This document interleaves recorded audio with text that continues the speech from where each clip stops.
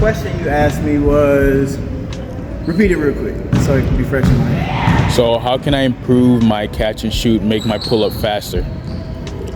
How can I improve my catch and shoot and make my pull-up faster? All right, so a lot of basketball today is based off of drive and kick.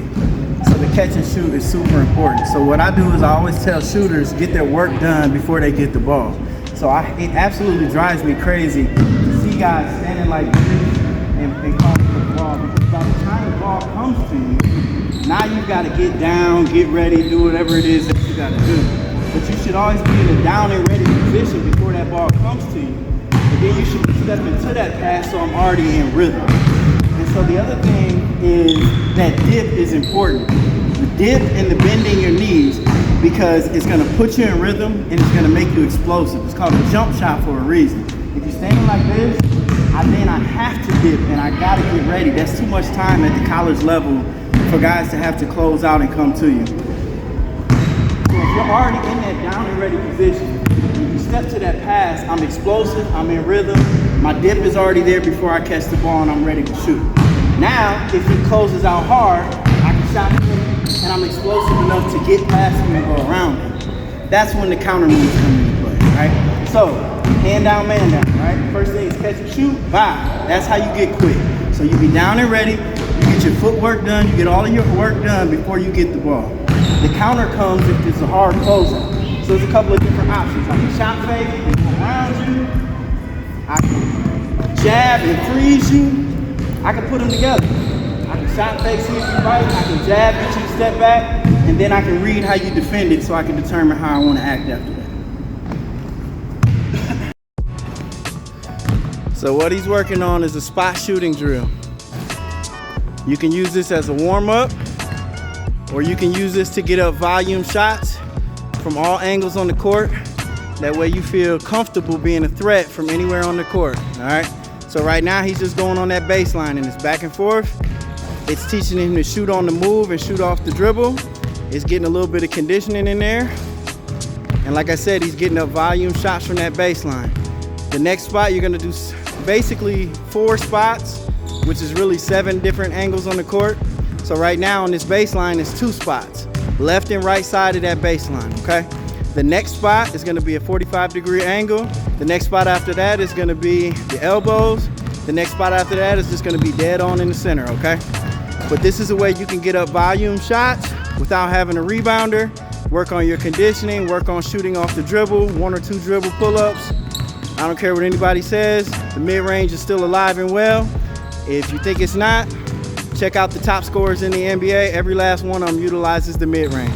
So if you want to be a deadly and creative scorer, utilize this mid-range. You can also stretch this drill out and do the same 7 angles from the 3-point line. And you can also bring it in and do floaters from each of the 7 angles, all right?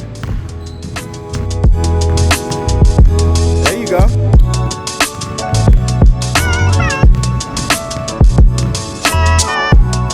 That's all right, use that backboard. Come on, hustle, girl, hustle.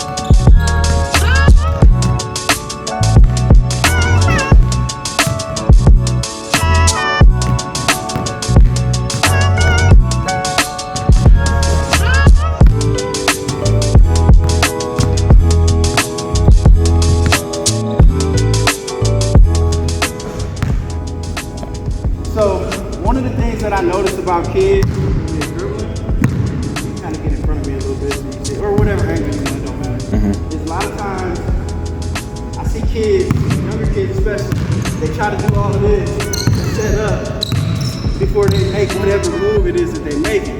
And it's too much motion. Remember, you want to make the game as simple as possible.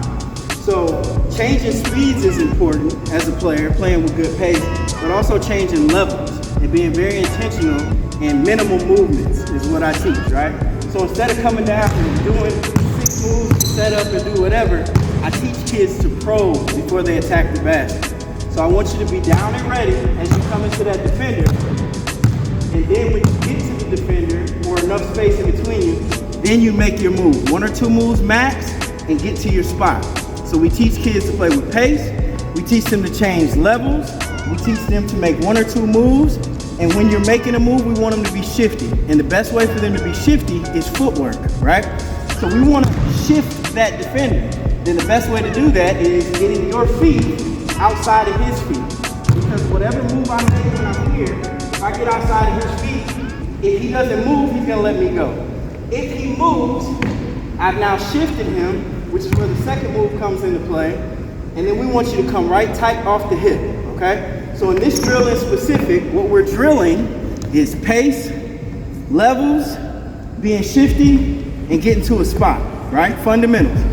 So we're gonna probe, make whatever move you wanna make, be shifty, get off of it, get to this elbow, inside foot first, 1-2 step, then we can pull into that jump shot.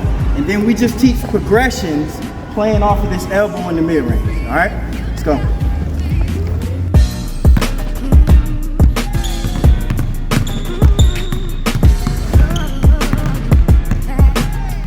Let's go.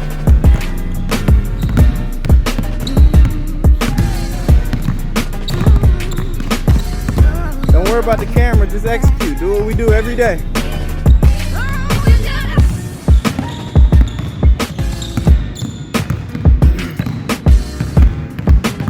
There you go.